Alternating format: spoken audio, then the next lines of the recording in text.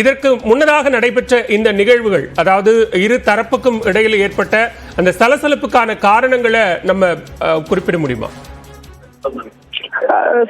முன்பே நம்ம பேசியது போல இந்த தேர்தலுக்கான முடிவுகள் தமிழிசை இங்கே 2ஆம் இடம் வந்திருந்தார் தென்சென்னையில், அண்ணாமலை கோவை நாடாளுமன்ற தொகுதியில் 2ஆம் இடம் பிடித்திருந்தார். சுபாஷ், நீங்க தொடர்ந்து இணைப்பில் இருங்க, நம்ம பேசலாம். நம்மோடு தொலைபேசி வாயிலாக இணைந்திருக்கிறார் மூத்த பத்திரிகையாளர் திரு கோலாகல ஸ்ரீனிவாஸ்.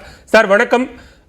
தற்போது பாஜக மாநில தலைவர் அண்ணாமலை தமிழிசை சவுந்தரராஜனை சந்தித்திருக்கிறார். ஒரு பதிவும் கூட இட்டிருக்கிறார் எக்ஸ் பக்கத்துல.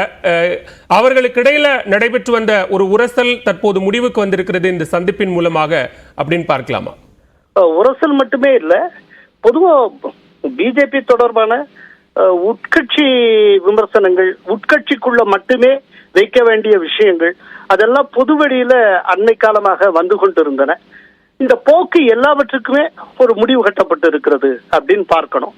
நிச்சயமா இப்ப ரீசெண்டா நம்ம எல்லாருக்கும் தெரியும், விஜயவாடால தமிழிசையை அமித்ஷா கண்டித்தது போன்ற ஒரு தோற்றம் கிடைத்தது. அது சம்பந்தமா தமிழிசை கூட சில விஷயங்களை விளக்கினாங்க.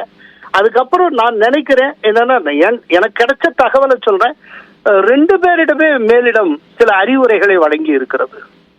மேலிடத்து அறிவுரையின் பேரில் 2 பேருமே சந்தித்து இருக்கிறார்கள். ஏன்னா இந்த விதமா முரண்பட்டு ஒருவருக்கொருவர் பேசிக் கொண்டிருப்பது மாநிலத்துல கட்சி வளர்ச்சியை பாதிக்கும். இப்ப சிறப்பான முறையில போய் கொண்டிருக்கிறது, அதுல எந்த ஒரு பின்னடைவும் ஏற்பட்டு விடக்கூடாது என்பதற்காக. ஏன்னா 2 பேருக்கும் பிஜேபின்னு வந்தாச்சுன்னா 2 பேருக்கும் பிஜேபி தான், அந்த கட்சி தான் பொது. அப்படிங்கிறப்ப கட்சியின் நலன் ரொம்ப ரொம்ப முக்கியமானது.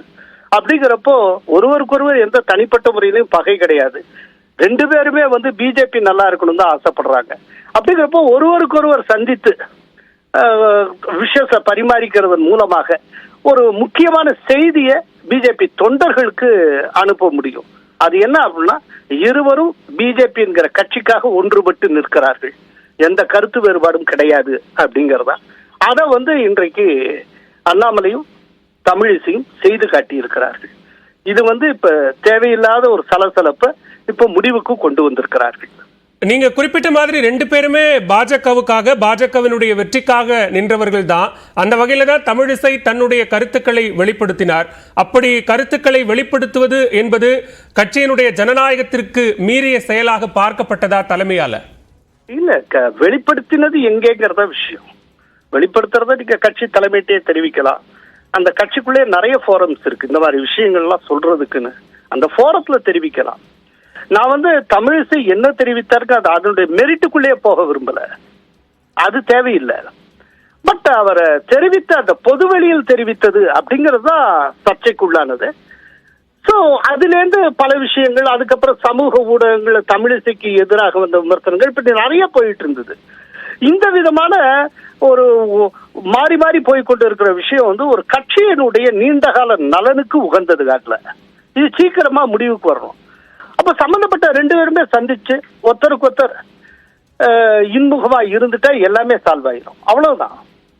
அது நிச்சயமா மேலிடம் 2 பேருமே கூப்பிட்டு அறிவுறுத்தி இருக்கும் அப்படின்னு நான் நம்புறேன். அதன் அடிப்படையில இப்ப 2 பேருமே அதே பழைய நிலைக்கு திரும்பி விட்டார்கள்.